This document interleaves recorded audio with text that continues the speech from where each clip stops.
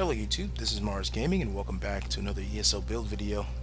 Today I'll be going over the Amazonian Stam Sorc for Somerset patch, the Wild Sorc, the Firebolt. Let's do it. This build was, I want to say this was the second Stam Sorc build, maybe the third Stam Sorc build I ever made.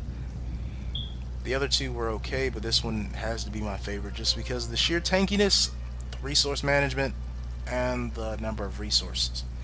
This is probably one of my crowning achievements as a player. I really enjoy this build. It's a really good build. I was proud of it. I'm very proud of it.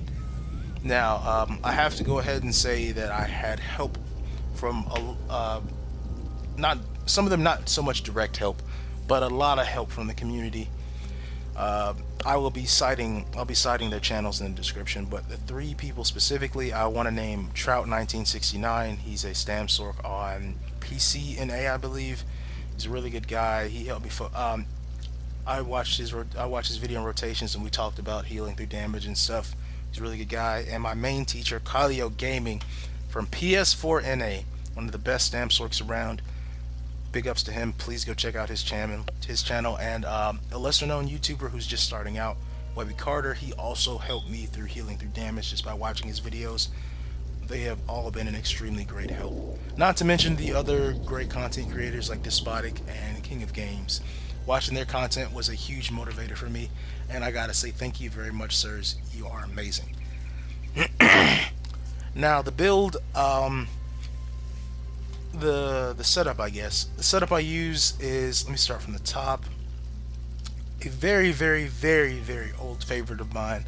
Probably one of the first sets I ever wanted to use in this game.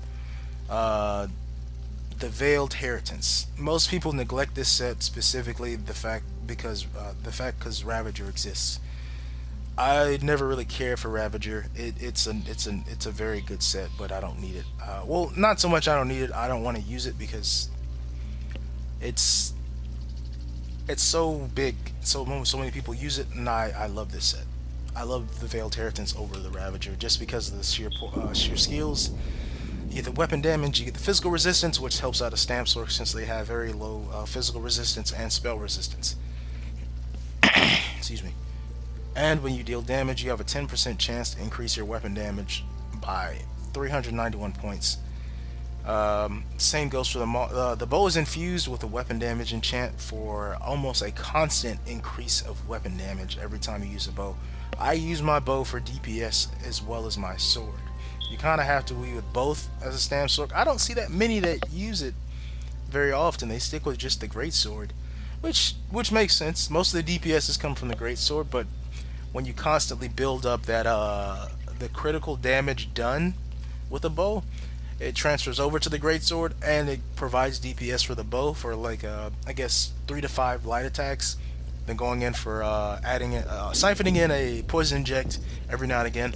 Then when you want to do the most DPS, go for the heavy attack and the poison inject, and then switch to the sword and board bar, go for the stampede, and so on and so forth. So my maul is Nirnhoned. I had this maul for a very long time. It's my favorite. Like I said, this is probably my first setup that I've ever used in this game.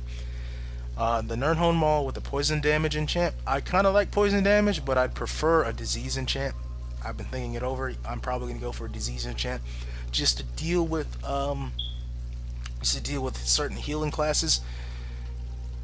You can go Greatsword. It's just not the best option since this build lacks a pretty decent amount of penetration. And now currently I'm running Molag Kina and Domihas. I kind of switch between this and a medium and light blood spawn with a Tristat enchant just because of the sheer tankiness of it all. I'll show you how tanky I can get in a little bit. I actually can cover with all my gear gold, I can cover about 30k physical resistance, and I want to say about 28 spell resistance and CP. BG's, it's a little less. I think it's about 28 to 29 physical resistance and 25 to 26 spell resistance. Well, 26k, I mean. I forgot to add in the 1000. So yeah, I run the Molag Kina for the weapon and spell damage. I don't really need the spell damage, but it might come in handy. Who knows? I run 2 to 3 tri-stack glyphs on the big pieces, on all the big pieces. I'm running an impin chest, impin Molakina Domihas. This is one of my most favorite set pieces. I might play around with the 2-piece later on in the future, but it might not even be necessary really. Next is Bone Pirate. Bone Pirate is just too good to pass up. I was thinking about going trainee early on, but I kind of needed a little bit more regen, and Bone Pirate is very sufficient in that category. I'm running pretty much all Impin and 1 Divines. That's not the desired trait right now. I want that to be Impin. The whole intention in the future, I have another pair of Bone Pirate boots that are in Well Fitted, and I'm also going to get some gloves in Well Fitted, because that's the intention, because you're doing a lot of running as a Stam Sorc. Since all the other parts are Impin, those 2 pieces will come in handy, and I won't be affected as much. Now the jewelry, I transmuted 1 piece of jewelry. I bought this Bone Pirate necklace in gold a while back. I'm running all weapon damage. This is robust. This is 2 rings of inheritance. 1 is in protective and 1 is in healthy. You can, if you're running the blood spawn part of this setup, then switch this to stamina. You want to switch this to robust. You want a little bit extra stamina, and you'll still have a pretty resilient amount of health in the future. You won't have to worry about it too much, because I played at much less health than this, and it is still very effective. Now, the build's pretty strong. It has a lot of burst, even with mainly purple gear.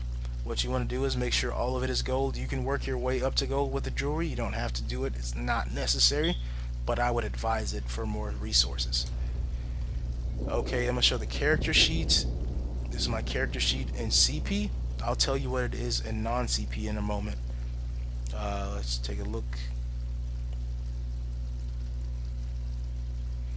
Okay, in non-CP it is about 11k max magicka. It is 15k outside of battle spirit, and 31.8k max stam in non-CP.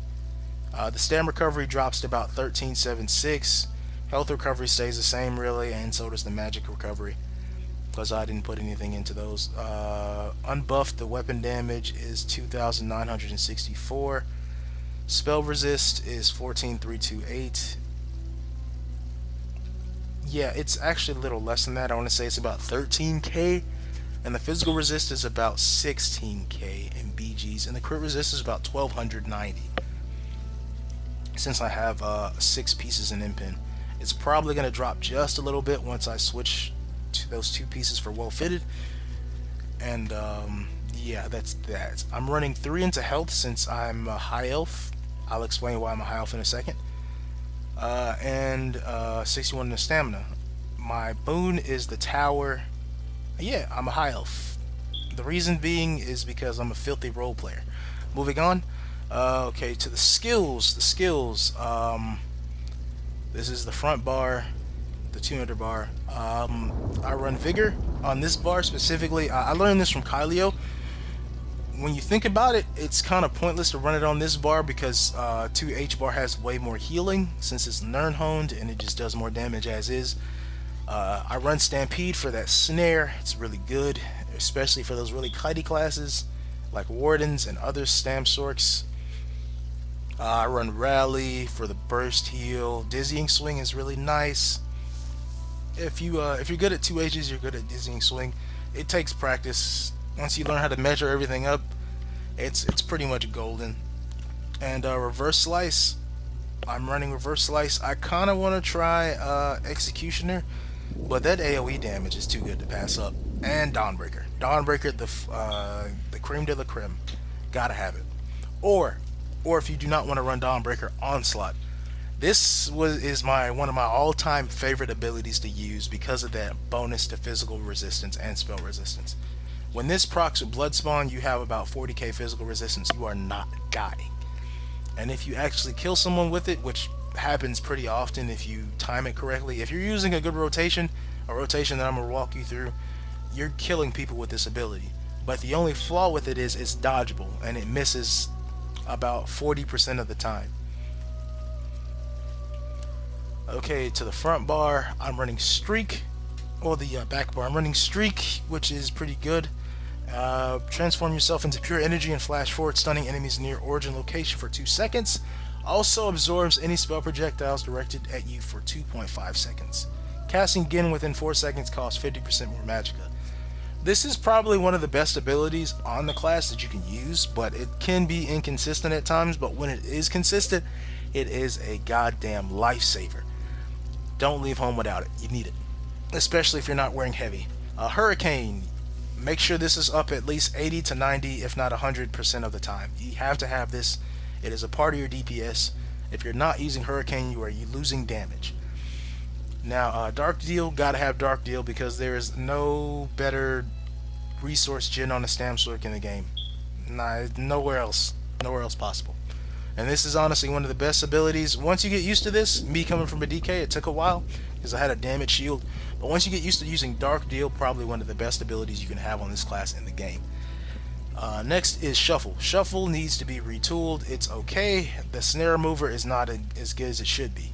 I guess you can't have complete snare removal all the time like Fort Momentum does, because magic classes would not even touch you really, because Stam Sorcs are too kitey. Like I can run circles around certain classes and they'll never catch me, and I'll pretty much blow them up. That's how fast a Stam Sorc is. Next is Poison Inject. Poison Inject is gross. I love it. I love Poison Inject. I see why people use it all the time, and I see why people use bows.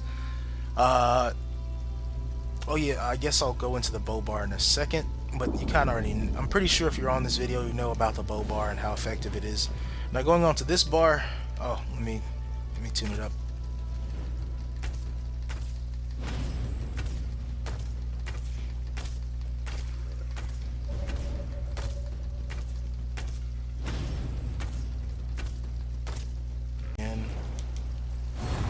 Okay, now the overload bar.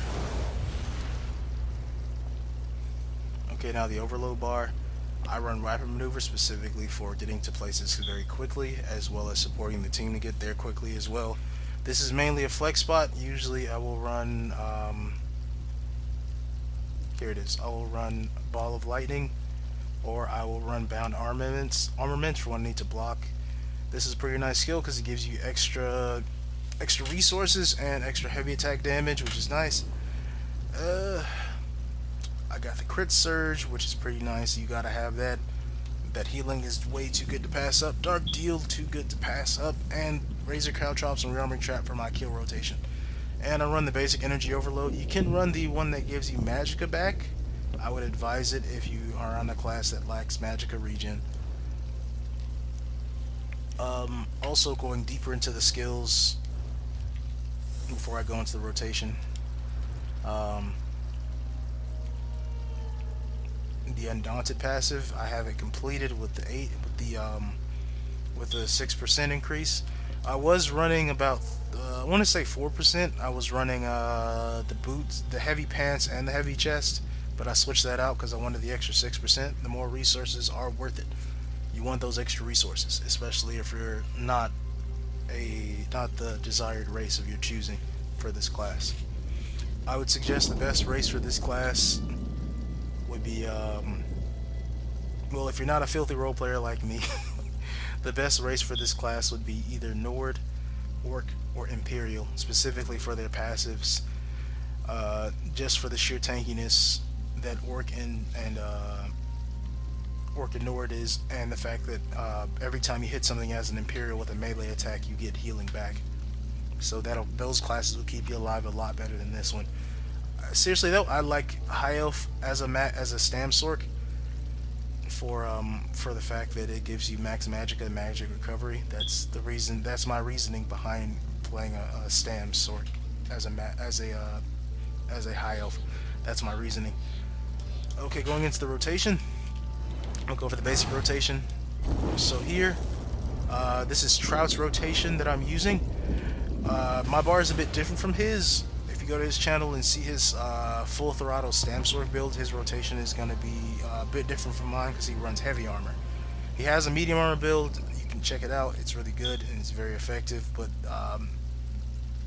this is the rotation that I run. The version of his. I go crit surge, switch back, hit shuffle, hurricane, rally, vigor, light attack into poison inject, stampede, light attack and a dizzy, light attack and a dawnbreaker, light attack and a reverse slice. Roll out of there. Now, if you don't have your dawnbreaker, reapply your hurricane, hit dark deal once, hit that, hit the poison inject, vigor, stampede. Now light attack and a dizzy, medium attack and a dizzy, medium attack and a dizzy, and reverse slice and get out of there. Try doing it as slow as possible first, and then speed up as best as you can. And since I have, let me boost up. Let me get my ultimate up a bit. Okay, I'm at the point where I have my my dawnbreaker. Now the kill rotation that I like to use, I'll circle with the bow out, and then I'll do this. I'll just be throwing out attacks. Go for the light into that, and then go for the dawnbreaker. Reverse slice into a roll. Once you have them in this with your hurricane applied and the cal drops, they're about to fall over and just die at that point, because they're not going anywhere, especially mag sorts, because they're very squishy. When you catch anyone with that entire rotation, they're probably falling over and they're not getting back up. So once you get really good at that, it'll be really fun to play. Now, like I said earlier, you can instead of running dawnbreaker, you might lose a little bit of damage. But what I would suggest, if you want to use it, run onslaught. It is very strong, and it is that in tandem with blood spawn, you're going to have over 40k resistance on both sides. So if you get hit with anything that will negate your resistance,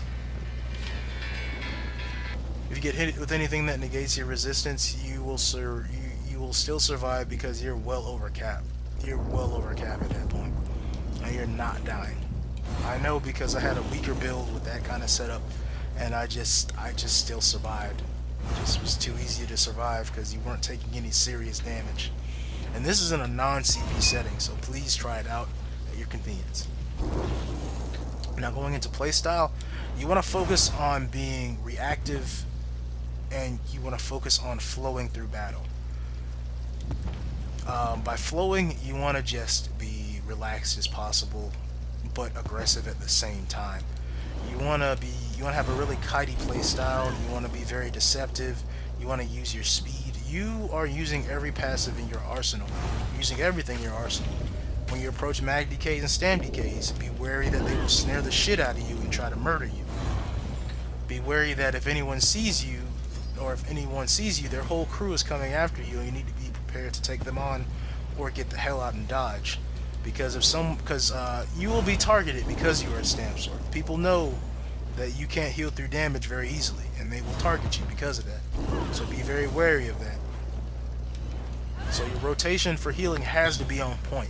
If you're not healing through damage, you will die. That is a promise. So focus on healing through damage. When you play certain classes that are snare heavy, keep your distance, focus on the bow, let them come to you. If they're foolish enough to come to you like a Templar and wants to charge on you, make sure you have your rearming trap ready. Make sure you have your dizzying swing ready. Oh, do a lot of heavy attacks before the dizzying swing, because the heavy attacks look like dizzying swings, and they will fuck up and try to roll away, and you'll roll catch their asses and send them to the moon. So focus on heavy attacks into dizzying swing, especially Nightblades, because they love roll dodging.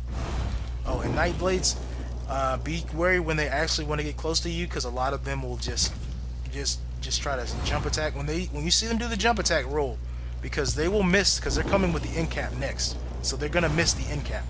It happens every single time they go for the jumping attack. Once you get used to it, you'll notice it and you'll just roll past it. You'll get hit with a jumping attack, and you might get hit with the defile, but you won't take the damage very often from a Nightblade when you do that. That's more the playstyle type of aspect. Remember to always be kitey, remember to flow in battle, and be a bruiser. Be a straight bruiser. Bully healers. Bully the shit out of healers. Always bully healers. Make their job as hard as possible. Drop your caltrops. drop your rearming trap, hit them with poison inject from afar. Just be an asshole. Just be an asshole. Okay, into CP. If I usually don't do dueling on this setup, it's a good class for dueling because it teaches you how to heal through damage. Certain classes you're just not going to beat. Well, it's not going to be easy to beat unless you have the burst and you're really tanky and you're spot on with your healing. Like Mag Sorcs and Mag DKs are probably going to be the most difficult. The best advice I can give you for Mag DK, don't be close to them. Ever. Don't be close to them unless you know you can kill them. Especially if they're perma blocking. Or sometimes you might not have a choice because some of them, a lot of DKs are running wings now, which they should be. They really should be, which they should have been in the beginning. So it kind of makes it difficult to use your bow. In that case, focus on using your trap beasts and your ramming trap and your caltrops. They come into you, drop the caltrops. They have to use that to waste. They're gonna use their roll dodge, and that means they're wasting stamina. In that case, cause separation. Constantly use your bow against them to make them waste magicka on their wings. Don't make the bow obvious that you have it. Use the bow when you can. When you notice their wings are down, you'll notice it because there'll be a red barrier in front of them that when the wings spawn, it'll go down after the barriers, after for like 4 seconds. Use your bow after that, constantly cause pressure. Go into Stampede, light attack, and a dizzy. If they're constantly blocking, just focus on dropping dots. If you go against a lot of block heavy classes, use poisons. Use your poisons. You kind of need your poisons a lot in those situations, especially against Templars and Mag DKs. Also, yeah, I think that's about it for that. Mag Sorcs. Mag Sorcs, be very kitey against Mag Sorcs in this meta. Mag Sorcs are overpowered in this meta. You can kill them. You can kill them on this setup. You can kill them. But your rotation has to be on point, and you have to use your caltrops and your rearming traps. Once you get them out of Stam, and you CC them and they get back up, make sure your caltrops are on them. Make sure they stay on those caltrops. You do not want them leaving those caltrops, because your caltrops is going to constantly be killing that shield. And once they CC again, they're getting blown up. Usually that's always what happens. Always apply pressure to Mag Sorcs when you can, but never stand in front of one because they will blow your ass to smithereens. Okay, next I'm going to go to CP. I don't do a whole lot of dueling on this setup, like I said before. I haven't really been to Cyrodiil on this setup either. I'm pretty sure it's very effective for Cyrodiil. But I'm going to go over the CP real quick. The tower, I got 5 in a sprinter, 40 into Warlord for that 16% break free. I got 75 into Mooncalf, 15 into Arcanist, 37 into Tenacity. Mainly for I got 120 in total into the Thief, into the Lover's Stone, just specifically for wild running. Increase your movement speed and mounted speed, and increase your health and magic recovery while sprinting. Next is Befoul, because I'm changing the enchant to a disease enchant, so that needs to be different. So the poison enchant needs to turn to disease enchant so it can do more damage and apply more debuffs to healing. Tumbling is 25%, well 25 points. Shadow Ward is 28. I do blocking every now and again, so I'd like to have some in the Shadow Ward, but I'm probably going to take just 1 or 2 points out just to bump this up, maybe just 1 point. I might take it out of Befoul since it's already pretty high, and the points are already diminishing from what I'm seeing, so I might take that 1 point out of Befoul. Excuse me. Next is Blessed for that increased healing. Sorry, 37 into Blessed. 7 Physical Weapon Expert.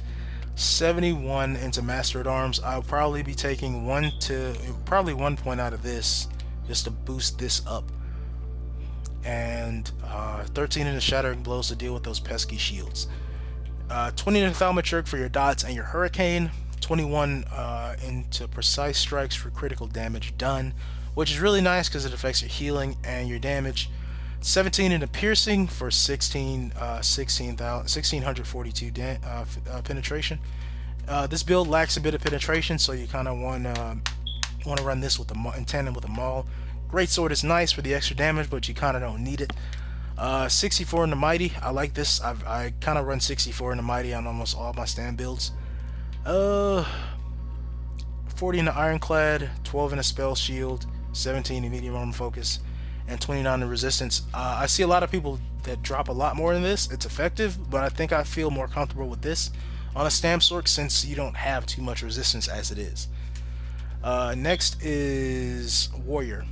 The lady, I mean. I got the Unchained passive. I run 41 and 42 in the Elemental to Vendor and Hardy, and I run 37 in Thick Skin because dots are cancerous. And 32 in the Quick Recovery for the extra increased healing. And that is the CP tree. I believe that is it. I want to say thanks again for watching. I will be citing all the other channels that I got most of my works from for this build. I also want to say thank you to all those channels for being a part of this community. You are a great community, and it is amazing being a part of it. I also want to say thanks again to those who taught me and helped me out and kept me motivated, because it is not easy to learn this class, but it is a very fun experience. And I also want to say thank you to the viewers for watching and checking out the build video. I will be adding a few clips at the end. I hope you enjoy the rest of the video, and thanks again for watching. Like and subscribe. If you don't dislike, do whatever you feel is necessary. Thanks again for watching, and have a great day.